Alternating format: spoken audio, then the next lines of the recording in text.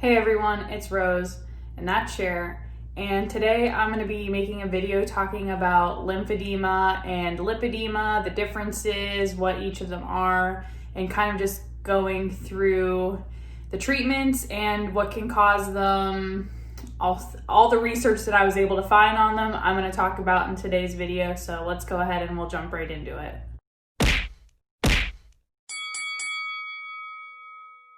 Alright, so before I jump into this video, I want to throw it out there. I have a doctorate in physical therapy, but I am not a doctor. I'm not a medical doctor.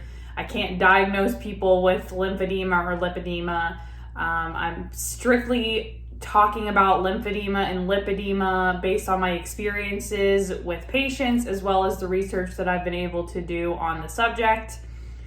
The reason that I wanted to make today's video is because Amberlynn has come on video even recently and talked about the lymphedema that she has in her abdomen, and I've been getting a lot of questions in my comments, so I decided I would just look everything up and talk about it.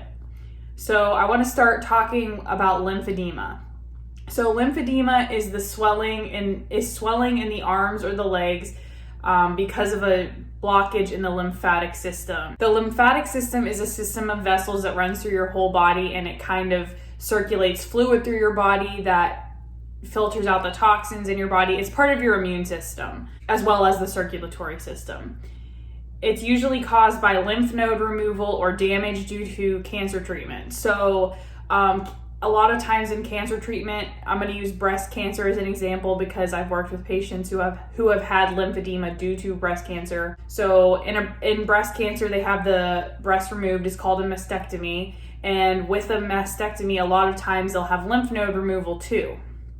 So that can damage the lymphatic system, cause a blockage in the lymphatic system, which will then cause the arm on the side of the mastectomy to swell up and have an accumulation of fluid in that limb. Now, a lot of times lymphedema isn't bilateral. It can be bilateral, which means it could be in both arms or both legs, but a lot of times, because it's due to damage from removal of lymph nodes or damage from chemo or radiation, it's going to be on the side that chemo or radiation or the lymph nodes were removed from. Lymphedema is treatable, but it is not curable. Lymphedema a lot of times can be treated by a physical therapist or an occupational therapist who has gotten their specialty in lymphedema treatment. Ways that lymphedema can be treated is exercise, and kind of the science behind that is through exercise, getting your muscles kind of pumping. It helps pump the fluid from the bottoms of your legs, your ankles, your calves, up back into the lymphatic system towards your heart. There's also wrapping and massage, which this is done by someone that's certified in lymphedema treatment. So the wraps usually are a tight woven wrap that will start from the end of your limb and work their way up. They also have, there's a bunch of different kinds of bandages that people can use depending on the needs of the patient. Massage, of course, is just lymphatic massage, working and pushing that fluid from the bottom of the limb back up towards the heart so that it can recirculate. And then compression.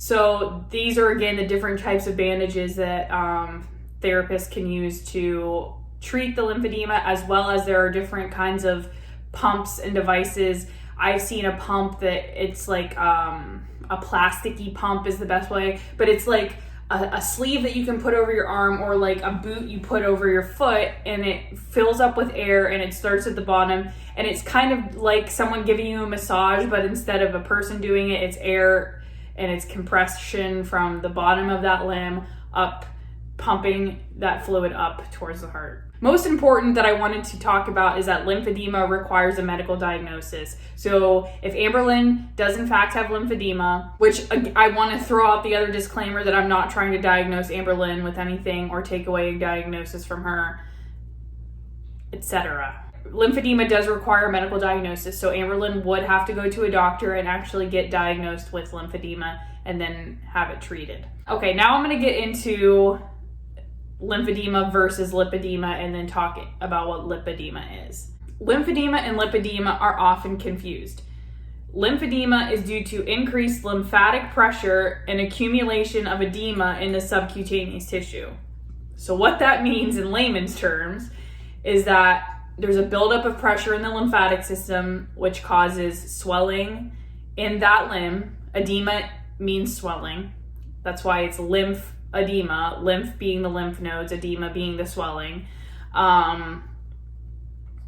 in the tissue surrounding the joint or the limb or whatever. Lipedema, which is also known as fluid in the fat, results from the deposit of excess fat in the subcutaneous tissues, but doesn't involve lymphatic hypertension or abnormal lymphatic vessels. So lipedema, unlike lymphedema, does not involve the lymphatic system at all. It's a buildup of fluid in your adipose tissue or your fat and the surrounding tissues around that. It has nothing to do with a blockage or damage to the lymphatic system like lymphedema does.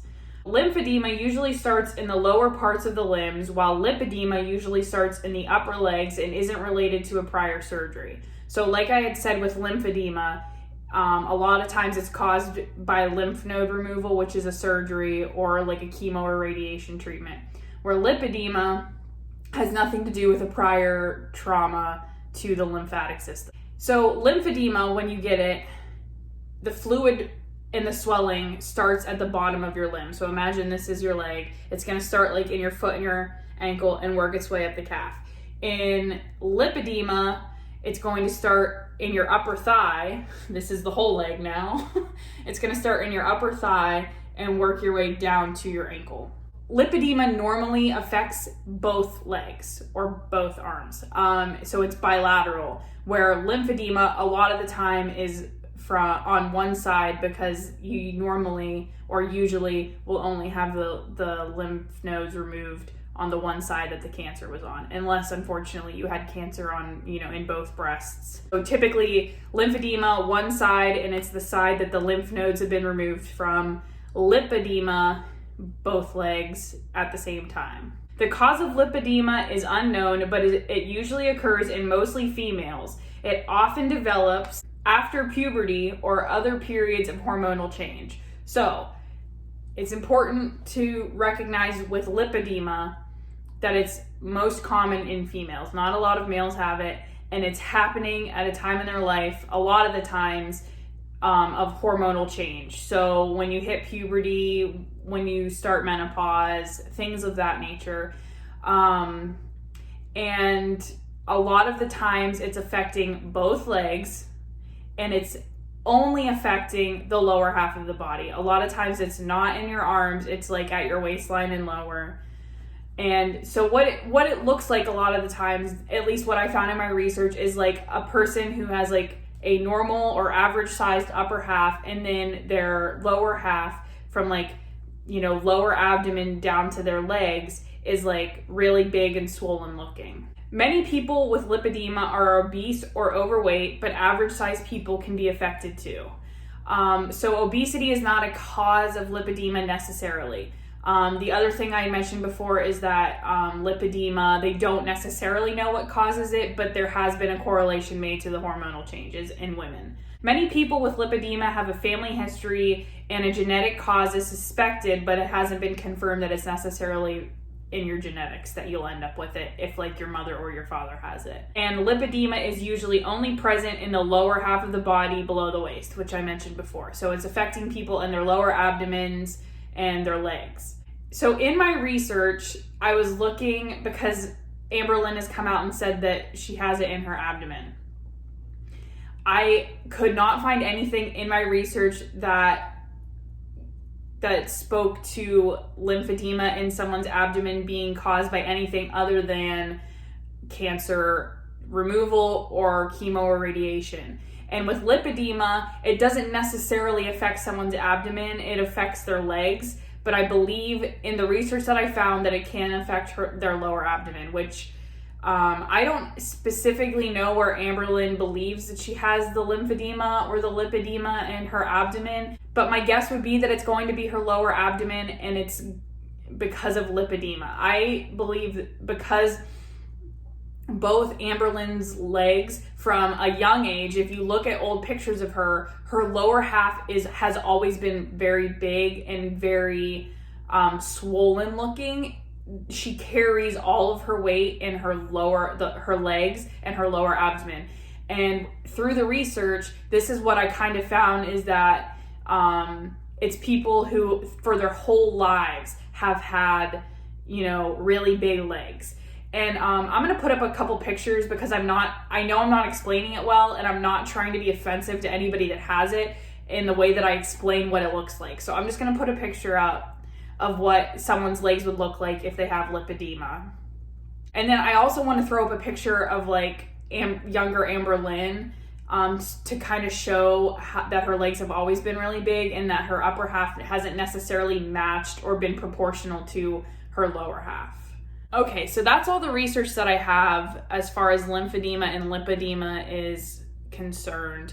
Lymphedema, again, is not curable, but it is treatable, and to the best of my knowledge and what I could find, lipedema is also not curable, but it can be treated in the same way that lymphedema is treated. Exercise, compression massage, wraps, just the lymph drainage techniques would be the same for lipedema, just to get the fluid out of the fat tissue and push it back through your body so that it can circulate, so it's not just sitting in one area.